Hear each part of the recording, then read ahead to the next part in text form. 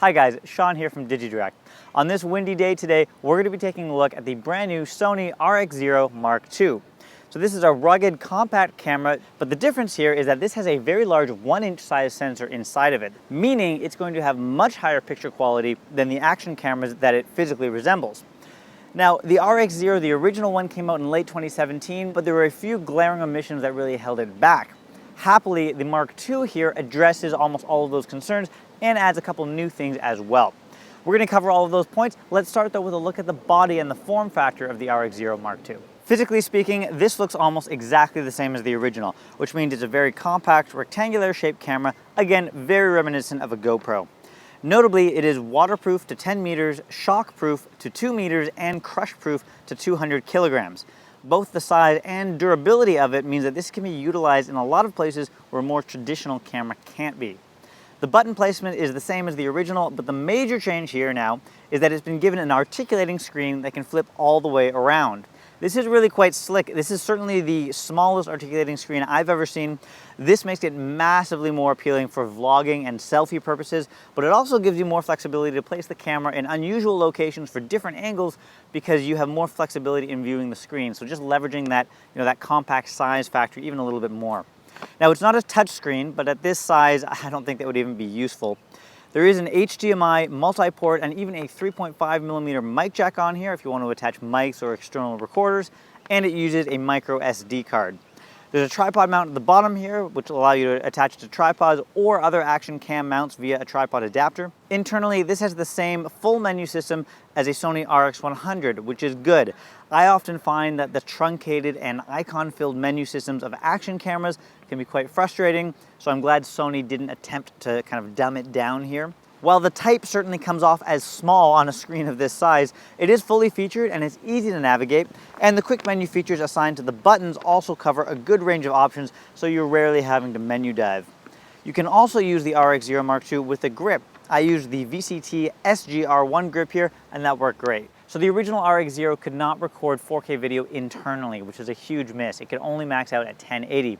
It could output 4K via the HDMI port if you use an external recorder, but doing that totally negated the size and ruggedness advantages of that camera. Also, it had no image stabilization built in. The RX0 Mark II now has both internal 4K video recording and electronic image stabilization. So big problems there that were in the RX0 have been solved here on the Mark II.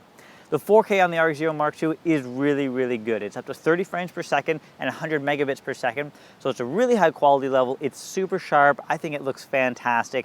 I think this is the single biggest improvement on this camera over the original. It's kind of a no-brainer improvement, but having 4K on this is really essential, and it does a fantastic job. The RX0 Mark II can also shoot 1080p at up to 120 frames per second, so you can get some very slow-mo footage in full HD. You can even bump it up and get up to 1,000 frames per second using the high frame rate modes, although the higher you go there, the lower the image quality is going to be, so it's a trade-off there, but you can do it. Like the original, the RX0 Mark II comes with Sony's S-Log2 picture profile on here, which is a flat, low-contrast picture profile for color grading. Again, just pushing the high-level video features on here again. The electronic stabilization in the RX0 Mark II is, well, electronic, as I mentioned, not optical, but it does still do a good job at stabilizing the footage a bit, letting you use this in a lot more situations involving movement, which is good considering the form factor of the camera. It's going to be tended to use in movement situations, I would think, in most cases. And finally, as mentioned at the beginning, the articulating selfie screen on this version makes this massively more appealing to vloggers or anyone who's going to use it for selfies in any way. And with that in mind, let's go to a vlogging example. So let's do a vlogging example here, and I am using the internal mics right now so you can get an idea of what those sound like. I think the RX0 Mark II is a fantastic vlogging camera. So I've got the flip up screen right now so I can see myself in the frame, which is perfect. It's got the image stabilization, so if I start walking, I'm gonna have some movement of course, but I think it's an acceptable level for walk and talks, so that's great. Obviously it's a small compact camera, which is rugged, so I could use this in rain, underwater, all that kind of stuff as well. So a lot of flexibility in use. The thing that's going to be the trickiest thing for vlogging is that it does not have continuous autofocus. So when I hit record there, again, it's autofocus and locks onto my face, which is great. But if I change my position in the frame here, if I get closer, it's not going to change that autofocus. You can see my face is out of focus here. So if I go back, I'm gonna have to keep my same relative position. So you might need to plan out your shots a little bit so that you're not changing position. Something to keep in mind, it would be nicer if it had continuous autofocus, but considering the size, the ruggedness, the picture quality, and frankly the ease of use when vlogging, I think this is a really good choice as a tiny, compact, yet high quality vlogging option. Another new feature on the Mark II is the ability to shoot time-lapse sequences. So again, just adding to those high-end video features. It can shoot still photos as well, 15 megapixel stills, and it can do that at up to 16 frames per second. And finally, you can control multiple RX Zeros at once via the Sony app. Now, the RX Zero Mark II is not a perfect camera. There are two negatives that I'll point out. The first, I already mentioned in that vlogging segment, the lack of continuous autofocus. So it's going to grab focus when you start recording, but it's not going to change that focus dynamically as everything in the shot moves position and so on. It's not the end of the world because there's not a ton of shallow depth of field on this camera, but it is something that you're going to have to keep in the back of your mind as you set up your shots. Happily though, it does gain Sony's popular eye autofocus feature, so at least you can be fairly well assured that the initial focus capture that it gets is quite accurate.